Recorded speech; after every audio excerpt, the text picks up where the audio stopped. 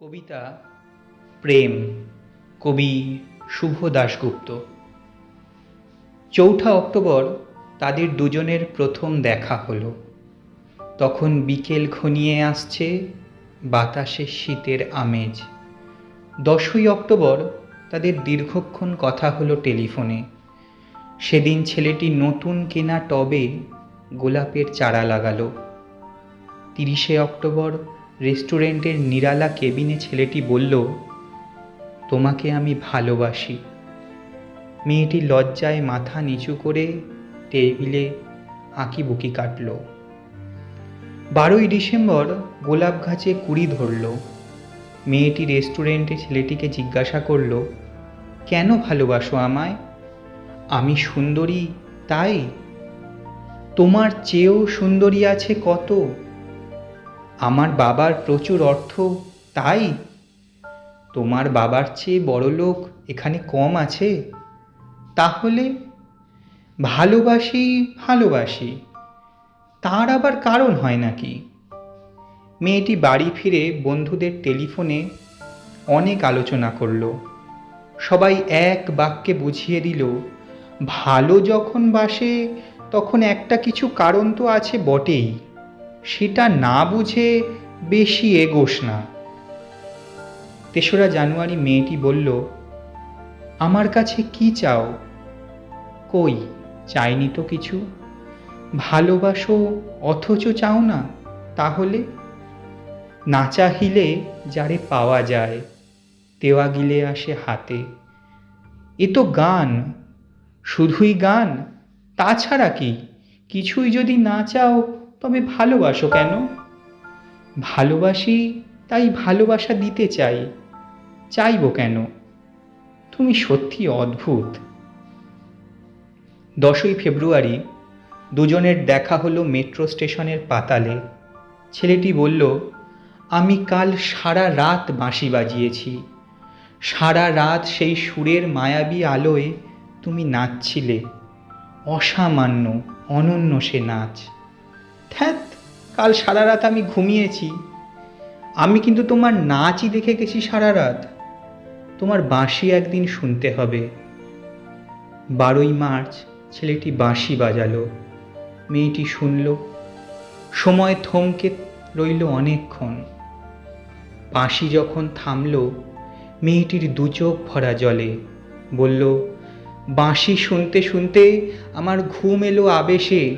আমি দেখলাম আমি নাচছি, মেঘের মাঝখানে তারাদের পাশে আমি নাচছি, আকাশে ফুলের গন্ধ। ডাক্তার আমায় বাঁশি বাজাতে নিষেধ করেছেন। সে কি, কেন? বাঁশি আমায় টেনে নিয়ে যায় স্বপ্নের মধ্যে। ডাক্তার বলেছে স্বপ্ন দেখে আমার মস্তিষ্কের শিরা উপশিরায় জট পাকিয়ে যাচ্ছে। তাহলে ভাবছি। ১৬ই এপ্রিল মেয়েটি বলল, আমার বন্ধুরা বলেছে তুমি খুব ভালো, অসাধারণ, কিন্তু তুমি সৃষ্টি ছাড়া, তোমার স্বপ্ন সব অর্থহীন। আমি জানি। স্বপ্ন টপ্ন ছেড়ে দিতে পারো না তুমি? না। তাহলে তুমি তো আমাকে হারাবে। তোমায় পাইনি তো কখনো। ৫ই মে ছেলেটির মস্তিষ্কে অপারেশন হলো। একটু সুস্থ হতে মেয়েটি এসে বলল, ভালো আছো তো?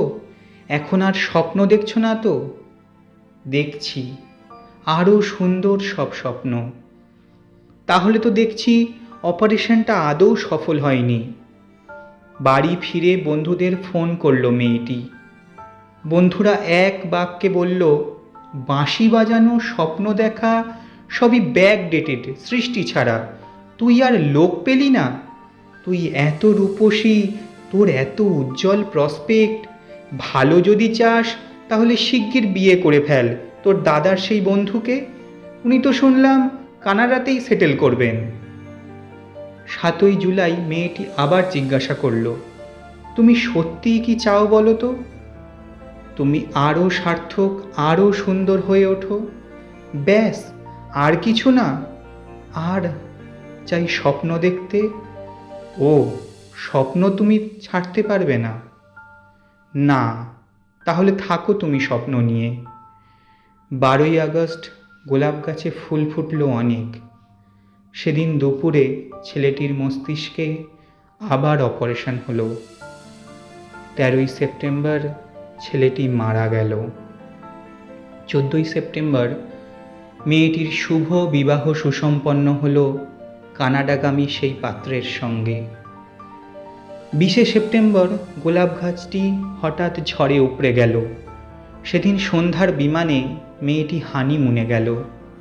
যাবার আগে বন্ধুদের বলে গেল, স্বপ্নের চেয়ে বাস্তব অনেক ভালো, অনেক মধুর।